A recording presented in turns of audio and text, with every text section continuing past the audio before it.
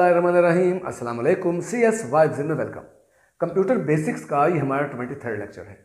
Previous lectures में हम लोगों ने बात की थी कंप्यूटर की प्राइमरी मेमोरी पर, और प्राइमरी मेमोरी में हमने रैम और रोम को डिस्कस किया था। इस लेक्चर में हम लोग बात करेंगे कंप्यूटर की सेकेंडरी स्टोरेज के इंट्रोडक्शन पर। इससे पहले कि हम कंप्यूटर की सेकेंडरी स्टोरेज पर बात करें, हम इससे पहले डेटा स्टोरेज यूनिट्स को डिस्कस करते हैं। जिस तरह रियल लाइफ में हम मुख्तलिफ चीज़ों को एनालाइज करते हैं, उनकी अमाउंट को एनालाइज करते हैं मुख्तलिफ यूनिट्स के ज़रिए, यानी ग्राम्स में, किलोग्राम्स में, या किसी चीज़ को हम मीटर्स में, मिलीमीटर्स में या किलोमीटर्स में नापते हैं, इसी तरीके से डेटा की अमाउंट को भी एनालाइज किया जाता है मुख्तलिफ यूनिट्स के साथ। जब डेटा स्टोर होता है, चाहे वो प्राइमरी मेमोरी में हो या वो सेकेंडरी स्टोरेज में हो, तो उसकी भी एक अमाउंट होती है। तो लिहाजा डेटा की अमाउंट को जो है वो एनालाइज किया जाता है बिट्स या बाइट्स में। सबसे इंपॉर्टेंट यहां ये बात याद रखिएगा कि smallest unit of data is bit. Bit stands for binary digit. Human life में मुख्तलिफ चीज़ों को कैलकुलेट करने के लिए जो नंबर सिस्टम इस्तेमाल होता है उसे डेसिमल नंबर सिस्टम कहते हैं। डेसिमल नंबर सिस्टम इसलिए क्योंकि इसमें डिजिट्स की जो तादाद है वो है 10, यानी 0 से लेकर 9 तक यही डिजिट्स हैं। और जितनी भी हम आगे वैल्यू बनाएंगे, चाहे वो मिलियंस में हो, बिलियंस में हो, वो इन्हीं 10 डिजिट्स की कम्बिनेशन से बनेगी। जिस तरीके से हमारे नंबर सिस्टम में ये 10 डिजिट्स हैं, इसी तरीके से कंप्यूटर की भी एक दुनिया है। वो भी अपने डेटा को एनालाइज करता है, उसकी अमाउंट को एनालाइज करता है अपने यूनिट्स के साथ, अपने नंबर सिस्टम के हवाले से। और कंप्यूटर की दुनिया में जो नंबर सिस्टम चलता है उसका वो है बाइनरी नंबर सिस्टम। और बाइनरी का मतलब होता है ऐसा नंबर सिस्टम जिसमें 2 डिजिट्स हो, या 0 हो या 1 हो। तो लिहाजा 0 ये कंप्यूटर की दुनिया में एक बिट है। Bit mean binary digit. तो जिस तरह से आपको नजर आ रहा है कि 0011 लिखा हुआ है, ये 4 बिट्स हैं।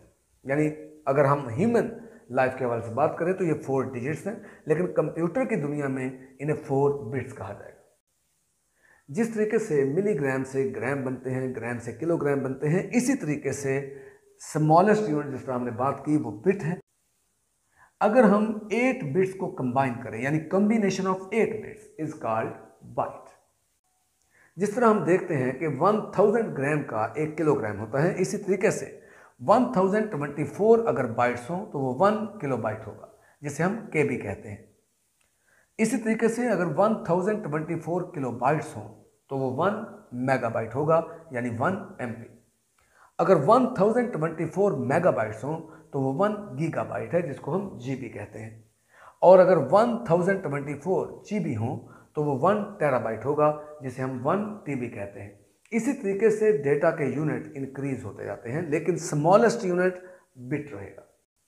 जिस तरह मैंने बात की कि 8 बिट्स की कम्बिनेशन को हम बाइट कहते हैं, इसी तरीके से 4 बिट्स यानी हाफ बाइट को हम निब्बल कहते हैं। तो जो ये स्क्रीन पर आपको यूनिट्स नज़र आ रहे हैं, आप इनको ज़हन में रखिए कि कंप्यूटर के अंदर जब भी डेटा स्टोर होता है वो बिट्स या बाइट्स के हवाले से स्टोर होता है। जिस तरह हम कोई मेमोरी कार्ड परचेज करते हैं तो उसके ऊपर 2 GB, 4 GB उसकी कैपेसिटी लिखी होती है। इसका मतलब ये होता है कि इसमें इतनी मिकदार का डेटा आ सकता है। या अगर आपकी हार्ड डिस्क है जो कि 1 TB की है, 1 GB की है, 2 GB की है, 100 GB की है, तो इसका मतलब है कि उसमें उतनी अमाउंट का डेटा समा सकता है, उतनी अमाउंट का डेटा स्टोर हो सकता है। तो इन यूनिट्स के ज़रिए डेटा को मेजर किया जाता है जब वो डेटा स्टोर होता है, चाहे वो प्राइमरी मेमोरी हो या सेकेंडरी मेमोरी के अंदर स्टोर हो। अब हम बात करते हैं कि सेकेंडरी स्टोरेज होती क्या है। प्राइमरी मेमोरी के बारे में आप लोगों ने देखा था, जिसमें खास तौर पर रैम पर मैंने बात की थी कि रैम एक टेम्पररी स्टोरेज मीडिया है, यानी उसके अंदर डेटा परमानेंट स्टोर नहीं होता। जब तक कंप्यूटर ऑन रहता है, जब तक उसमें करंट रहती है, डेटा महफूज रहता है। और जो ही करंट ऑफ होती है, कंप्यूटर स्विच ऑफ होता है, तो उसका डेटा डिलीट हो जाता है। लेकिन जो सेकेंडरी स्टोरेज होती है ये परमानेंट स्टोरेज है। सेकेंडरी स्टोरेज को सेकेंडरी मेमोरी भी कहा जाता है, सेकेंडरी स्टोरेज भी कहा जाता है, परमानेंट स्टोरेज भी कहा जाता है, और इसे स्टोरेज भी कहा जाता है। कंप्यूटर की वर्ल्ड में स्टडी करते हुए जब भी कभी आपके सामने स्टोरेज का जिक्र आए तो वो यूं समझ लीजिए कि ये परमानेंट स्टोरेज है, कि जहां पे यूजर अपना डेटा परमानेंटली स्टोर कर सकता है। सेकेंडरी स्टोरेज एक परमानेंट मेमोरी है और ये नॉन वोलेटाइल है।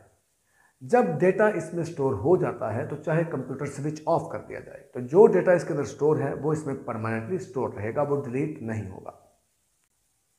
सेकेंडरी स्टोरेज को कंप्यूटर में लगाने का मेन पर्पज़ ही यही था, क्योंकि मेन मेमोरी जो है वो टेम्पररी है और यूज़र चाहता था कि मेरा डेटा परमानेंटली स्टोर हो, क्योंकि कंप्यूटर बंद होने से उसके तमाम कैलकुलेशन, तमाम उसके जो काम थे वो सारे के सारे ख़त्म हो जाते थे।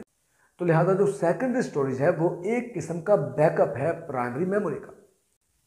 सेकेंडरी स्टोरेज डिवाइसेस की जो अहम एग्जांपल्स हमारे सामने आती हैं वो है हार्ड डिस्क, सीडीज या DVDs, USB flash drives, memory cards etcetera.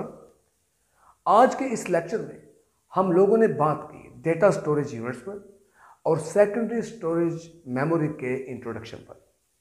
इंशाअल्लाह नेक्स्ट लेक्चर में हम सेकेंडरी स्टोरेज की कैटेगरीज पर बात करेंगे। Thank you very much. Allah Hafiz.